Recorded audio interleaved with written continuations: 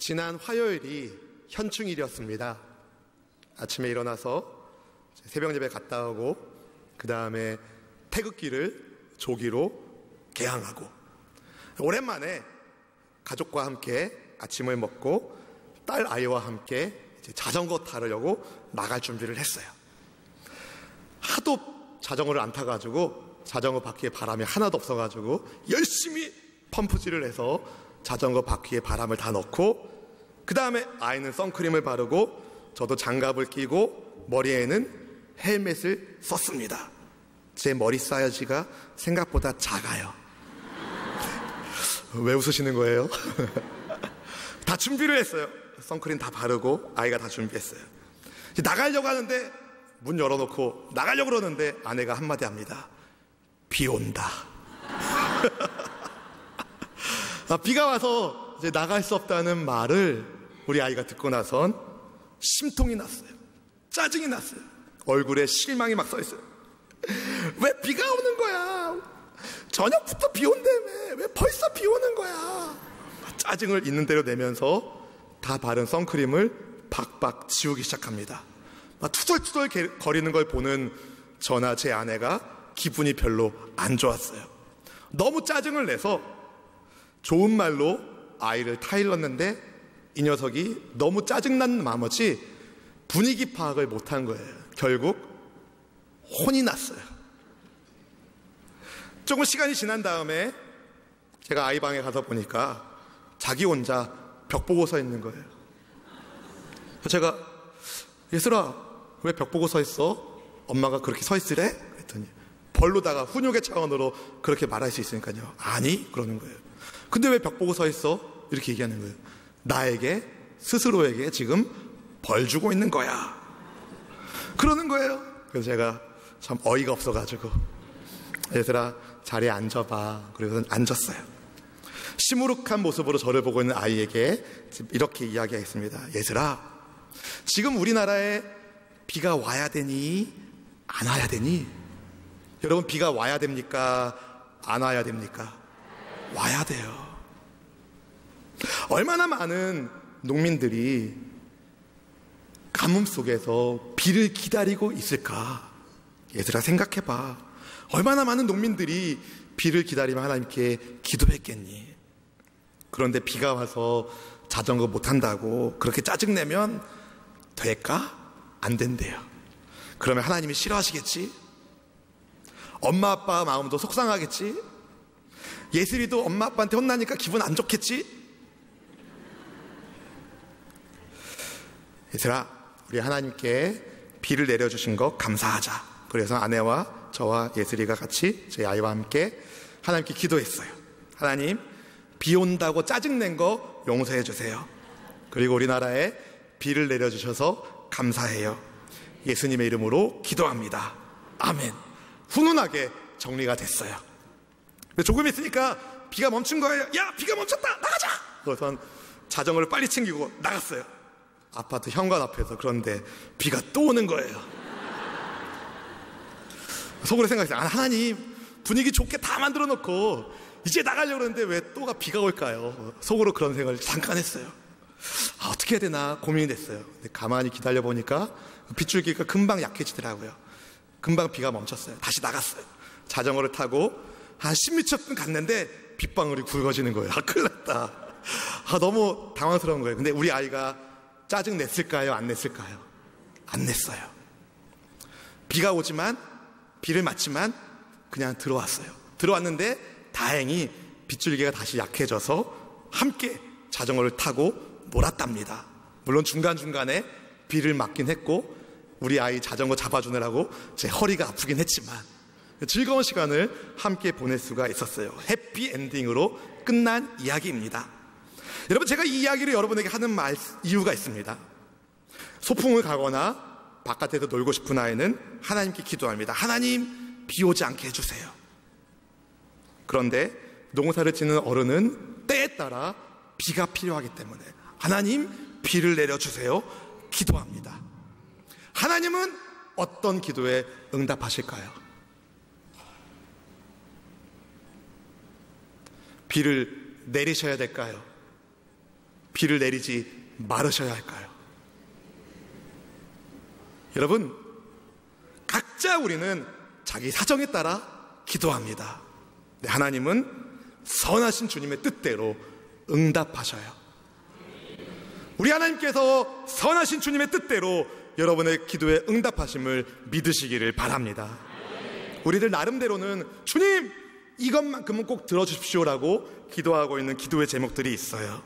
쉽게 응답을, 예스라는 응답을 선물로 받는 경우도 있지만, 근데 어떤 경우에는 기도하면서 그 기도에 대한 하나님의 뜻을 발견하게 되고 기도 제목이 바뀌게 됩니다. 예를 들면, 하나님 비가 오지 않게 해주세요 기도했는데 우리나라에 가뭄이 들었기 때문에 기도 제목이 바뀌어서 하나님 비를 내려주세요라고 기도 중에 하나님의 뜻을 발견하고 기도가 바뀌는 경우도 있어요.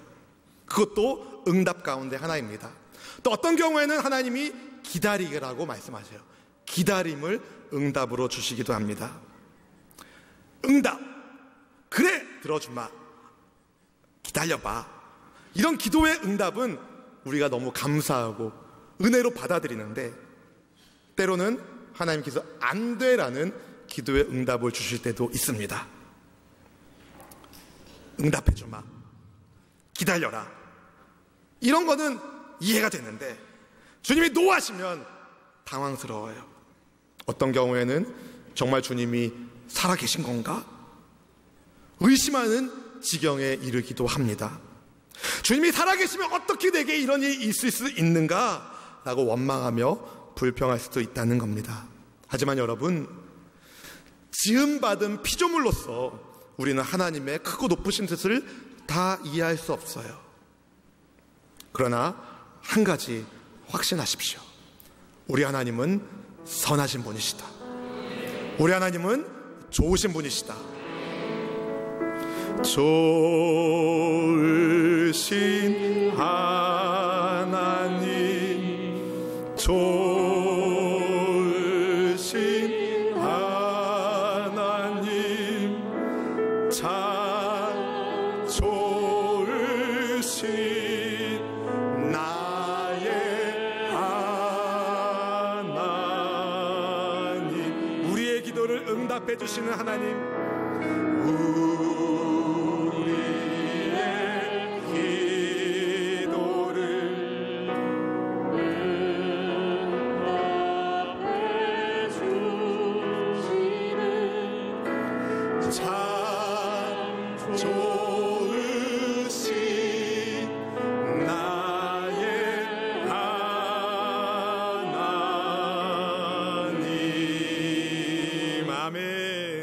여러분, 우리 하나님이 좋으신 분이신 것을 믿으십니까? 네. 우리 하나님이 좋으신 분이신 것을 믿으십니까? 네. 확실히 믿으시기를 축복합니다. 설령 여러분의 기도에 대한 하나님의 응답이 안 돼라고 거절로 다가오더라도 우상을 숭배하지 않았다는 이유로 활활 타는 풀무불 앞에서 다니엘의 세 친구들이 이렇게 고백합니다. 하나님께서 우리를 활활 타는 저 화덕 속으로부터 우리를 구해 주실 것이고 임금님의 손에서도 우리를 구해 주실 것입니다. 그런데 이렇게 이야기하죠. 그렇게 하지 않으시더라도, 그리 아니하실지라도 주님을 섬기겠습니다. 여러분, 그들의 믿음대로 여러분의 믿음 또한 흔들리지 않는, 우리 주님이 좋으신 분이라는 그 흔들리지 않는 믿음 속에서 주님의 사람이 되기를 주의 이름으로 축원합니다. 축원합니다. 야고보 사도가 감옥에 갇혔을 때 그가 열심히 기도했지만 야고보 사도는 순교당하고 맙니다. 헤롯 아그리빠 1세가 요한의 형제 야고보를 칼로 죽입니다. 교회가 야고보 사도의 석방을 위하여 기도했지만 하나님이 그를 데려가신 거예요. 오늘 본문에서 베드로는 그런데 하나님의 은혜 가운데 옥에서 풀려나게 됩니다. 헤롯 아그리빠 1세가 야고보를 죽였을 때에 이것을 본 유대인들이 너무 기뻐한 거예요. 야고보의 죽음이 자기 인기를 얻기 위한 중요한 요인이 된 것을 발견하게 된 헤롯이 유대인들의 마음을 얻기 위하여 초대교회 기둥처럼 쓰이는 베드로도 체포하고 옥에 가두었습니다. 옥에 갇힌 베드로를 위하여 교회는 야고보 사도가 순교당했지만 다시 베드로를 위하여 기도하기 시작합니다. 본문의 5절 말씀을 같이 읽어볼까요? 5절입니다. 이에 베드로는 옥에 갇혔고 교회는 그를 위하여 간절히 하나님께 기도하더라. 아멘. 교회가 베드로를 위하여 간절히 기도하고 있었을 때에 하나님이 그들의 기도에 응답해 주셨습니다. 헤롯이 베드로를 잡아내려고 작정한 그 전날 밤에 일어난 사건이에요. 주님의 천사가 갑자기 감옥 안에서 나타나 빛을 비추더니 베드로를 깨웁니다. 베드로는요, 너무 태평하게 자고 있었어요. 도저히 풀려날 수 없는 상황 속에서 편안하게 잠을 자고 있었어요. 16명의 군인들이 4명씩 짝을 이루어 베드로를 교대로 감시하고 있었고, 그 밤에는 간수들 사이에서 베드로가 쇠사슬에 묶여서 잠들고 있었어요. 아침 일어나면 심리가 시작되고, 그 심리가 시작되면 베드로의 운명이 어떻게 될지, 야고보처럼 죽게 될지 모르는 그런 위험한 상황 가운데 있었어요. 그때 베드로는 아주 편안하게 자고 있었답니다. 여러분이 베드로의 입장이라면 인생의 마지막 밤으로 생각되는 그 밤에 이렇게 깊이 편안하게 잠들 수 있을까요? 근데 베드로는 그렇게 자고 있었어요. 베드로가 원래 잠이 많아서가 아니라 감옥에서 베드로가 뭐 했겠습니까? 하나님께 기도하는 거예요. 기도하면서 하나님께로부터 응답을 받았습니다. 어떤 응답이요? 평안하라. 아멘. 그 응답을 베드로가 받은 거예요. 주님의 뜻이 내가 이 옥에서 풀려나가는 것이라면 주님께서 나를 그렇게 풀려나가게 하실 것이고, 주님의 뜻이 야고보처럼 순교하는 것이라면 그 또한 감사하다. 하나님의 응답을 받고 베드로가 평안하게 잠자리를 하고 있었던 것입니다. 얼마나 편하게 잤는지 베드로를 깨우려고 천사가 베드로 옆구리를 쳤어요. 그리고 일일이 허리띠를 매라, 신발을 신어라, 겉옷을 입으라고 천사가 지시해 줍니다. 하나라도 빼뜨릴까봐. 우리 본문 7절부터 9절까지 말씀 같이 읽어볼까요? 호련히 주의 사자가 나타나매 옥중에 광채가 빛나며 또 베드로의 옆구리를 쳐 깨워 이르되 급히 일어나라 하니 쇠사슬이 그 손에서 벗어지더라. 천사가 이르되 띠를 띠고 신을 신으라 하거늘 베드로가 그대로 하니 천사가 또 이르되 겉옷을 입고 따라오라 한데 베드로가 나와서 따라갈새 천사가 하는 것이 생시인 줄 알지 못하고 환상을 보는가 하니라. 아멘. 여러분, 기도하는 베드로의 마음에 하나님 주시는 평안이 있었고, 기도하는 베드로의 삶을 주님이 형편을 살펴보시고 베드로를 위해 기도하고 있는 초대교회의 기도 소리를 주님이 들어주시고 천사를 보내주셨습니다. 꿈인지 생시인지 모르고 천사의 말대로 따라보니까 어느 틈엔가 첫 번째 초소를 지나고 둘째 초소도 안전하게 지나고 정신 차려보니까 자기가 안전한 곳에 나와 있는 거예요. 자기를 이끌던 천사가 갑자기 떠났을 때에 비로소 베드로가 정신이 들고 하나님께서 나를 풀어주셨구나라는 믿음의 고백을 하게 됩니다. 본문 11절 말씀을 함께 읽어보겠습니다. 11절입니다. 이에 베드로가 정신이 들어 이르되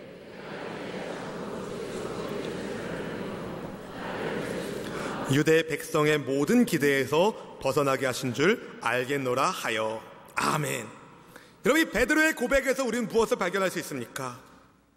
주님께는 능치 못함이 없으시다. 아무리 원수가 베드로를 핍박하고 압제하려 하더라도 주님께서 손대시면 안전하다.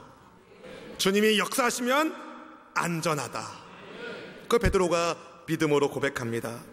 원수의 손에서 베드로를 건져주신 주님이 우리의 주님이시고, 베드로를 옥에서 나오게 하시고 풀어주신 주님이 우리의 주님이신데, 여러분 왜 염려하십니까? 왜 근심하십니까? 왜 낙심하십니까? 기도하세요. 빌립보서 4장 6절 7절 성경은 이렇게 이야기합니다. 아무것도 염려하지 말고 다만 모든 일에 기도와 간구로 너희 구할 것을 감사함으로 하나님께 아뢰라. 그리하면 모든 지각에 뛰어난 하나님의 평강이 그리스도 예수 안에서 너희 마음과 생각을 지키시리라. 아멘. 여러분, 베드로처럼 여러분이 옥에 갇힌 것처럼 아무것도 할 수 없고 더 이상 아무 소망이 없다고 낙심하지 마시고 하나님을 바라보십시오. 기도의 끈이 살아있습니다. 하나님을 믿는 믿음으로 사는 성도들을 원수마귀가 모든 수단과 방법을 가리지 않고 넘어뜨리려고 합니다. 베드로를 죽이고 교회를 박해하기 위하여 영적 싸움을 거는 원수마귀를 주님이 무찌르시면서 베드로를 안전하게 나오게 하셨죠. 마찬가지로 여러분을 넘어뜨려 하는 원수의 손에서 하나님이 여러분을 지키고 계십니다. 어떻게 여러분 원수마귀를 이기시겠습니까? 기도로 이기는 거예요. 뭘로 이겨요? 기도로. 마가복음 9장 29절에서 왜 우리는 귀신을 쫓아내지 못했습니까? 라고 묻는 제자들에게 주님이 말씀하시죠. 같이 읽어볼까요? 이르시되 기도 외에 다른 것으로는 이런 종류가 나갈 수 없느니라 하시니라. 아멘. 오늘 여러분 어떤 기도 제목을 가지고 이곳에 나오셨습니까? 혹시 기도하나 기도하지 않으나 별다른 일이 없고 기도하지 않아도 일이 잘 돼 이런 생각을 하고 있는 분이 계시다면 죄송한 말씀이지만 기도하지 않는데 일이 잘 되고 있다면 그건 복이 아닙니다. 그건 저주입니다. 왜냐하면 미래를 보장할 수 없어요. 여러분의 인생에 반드시 하나님의 돌보심이 있어야 합니다. 반대로 하나님께 열심히 간절히 기도하는데 여전히 힘들고 어려우십니까? 자꾸 내 인생이 꼬이는 것처럼 느껴지십니까? 여러분 걱정하지 마세요.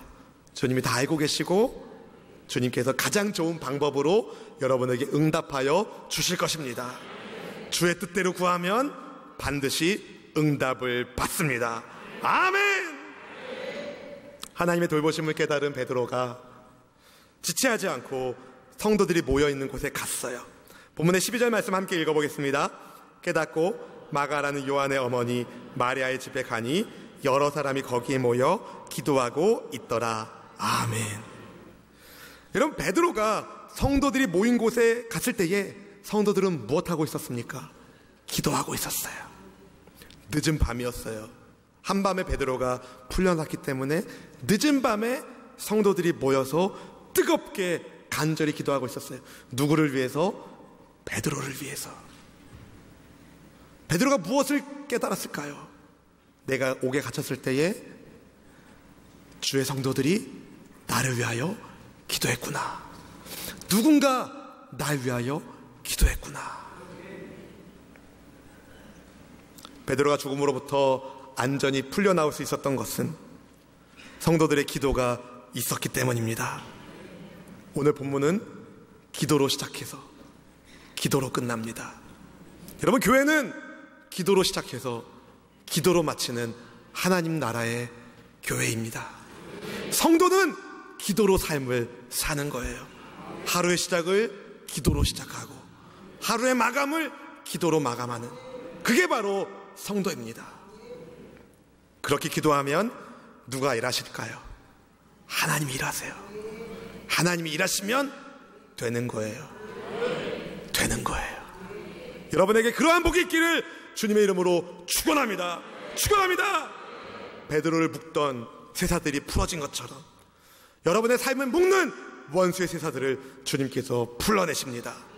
시편 124편 7절 8절은 이렇게 말해요. 함께 읽어볼까요? 우리의 영혼이 사냥꾼의 올무에서 벗어난 새같이 되었나니 올무가 끊어짐으로 우리가 벗어났도다. 우리의 도움은 천지를 지으신 야훼 이름에 있도다. 아멘. 여러분 그래서 예수님의 이름으로 기도하면 천지를 지으신 하나님이 역사하시는 거예요. 도와주시는 거예요. 기도하면 여러분을 묶고 있는 쇠사들이 풀어집니다. 그리고 기도하면 닫힌 문이 열립니다. 초대교회 성도들이 기도할 때 하나님이 베드로를 건져주시는데, 구해주시는데 파수꾼의 눈을 가리셔서 첫째 둘째 초소를 무사 통과하게 하시고 시내로 통하는 문, 철문이 앞에 있을 때에 베드로가 가까이 가니까 그 철문이 열려집니다. 여러분 여기에서 자동문이 나온 거예요.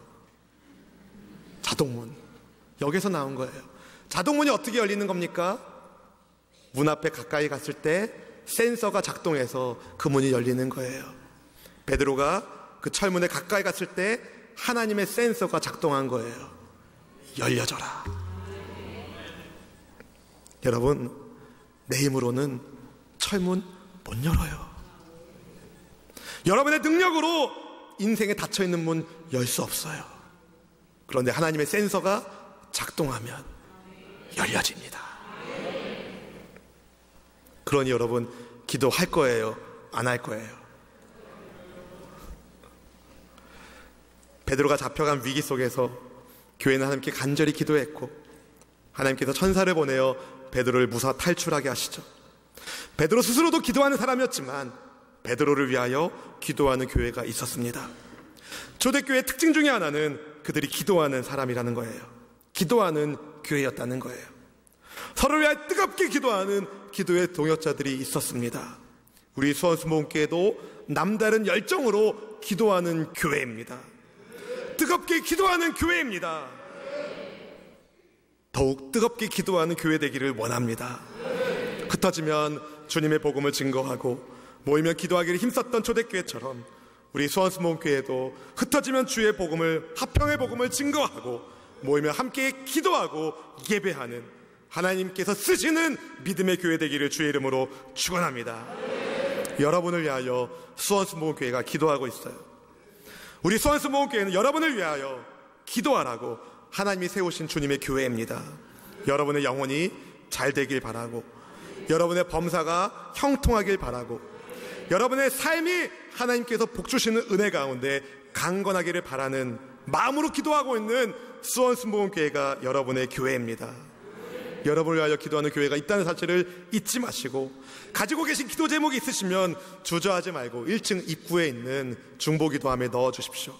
중보기도팀에서 당회장 목사님과 제가, 우리 교회가 함께 그것을 위하여 간절히 기도하고 기도해 드리겠습니다. 그리고 여러분 스스로도 누군가를 위한 기도자가 되셔야 합니다. 성령 충만한 사람들의 특징 중에 하나는 다른 사람을 위하여 기도하는 것에 있습니다. 왠지 아십니까? 성령님이 기도하는 분이세요. 성령님이 기도하는, 우리를 위하여 기도하시는, 성도들을 위하여 기도하시는 중보 기도의 영이 바로 성령님이시기 때문입니다. 로마서 8장 26절 27절 말씀은 이렇게 이야기합니다. 같이 읽어볼까요? 이와 같이 성령도 우리의 연약함을 도우시나니 우리는 마땅히 기도할 바를 알지 못하나 오직 성령이 말할 수 없는 탄식으로 우리를 위하여 친히 간구하시느니라. 마음을 살피시는 이가 성령의 생각을 아시나니 이는 성령이 하나님의 뜻대로 성도를 위하여 간구하심이니라. 아멘. 믿음의 형제자매 여러분, 구역이라는 소그룹에 속하셔서 기도의 동역자를 만나십시오. 구역장님이 여러분을 위하여 기도하고 구역 식구들이 함께 기도하는 동지가 되십시오. 그렇게 함께 기도할 때 하나님이 역사하십니다. 그리고 아침의 시작을 기도로 시작하십시오. 새벽 기도의 용사가 되십시오. 그리고 하루의 마감을 기도로 마치십시오. 금요 심야 예배의 기도자가 되십시오. 우리가 함께 하나님의 뜻대로 기도하는 공동체를 이루어갈 때 여러분의 삶에 묶여있는 쇠사들이 풀어질 것이고 닫혀있는 철문이 열려지게 될 것입니다. 그렇게 연합하여 기도할 때 우리는 승리하는 신자가 됩니다. 오늘 이 시간 여러분 결단하십시오. 누군가 여러분을 위하여 기도하고 있습니다. 성령께서 여러분을 위하여 기도하고 계십니다. 우리 교회가, 수원순복음교회가 여러분을 위하여 기도하고 있습니다. 여러분은 누구를 위해 기도하시겠습니까? 여러분은 누구를 위해 기도하시겠습니까? 교회를 위하여 기도해 주세요. 여러분의 가정을 위하여 기도하세요. 이 나라와 민족을 위하여 기도하세요. 믿음의 다음 세대를 위하여 기도하세요. 몸이 아프고 인생의 환난을 만난 형제 자매를 위하여 기도해 주세요. 그렇게 기도하면 쇠사들은 풀려지고 닫혀있는 철문은 열려지고 하나님의 은혜를 선포하는 축복을 누리게 될 것입니다. 부디 기도하는 자들에게 부어주시는 주님의 은혜와 그 능력을 체험하시면서 주님의 살아있고 운동력 있는 하나님의 백성으로 우리가 함께 든든히 서기를 바랍니다.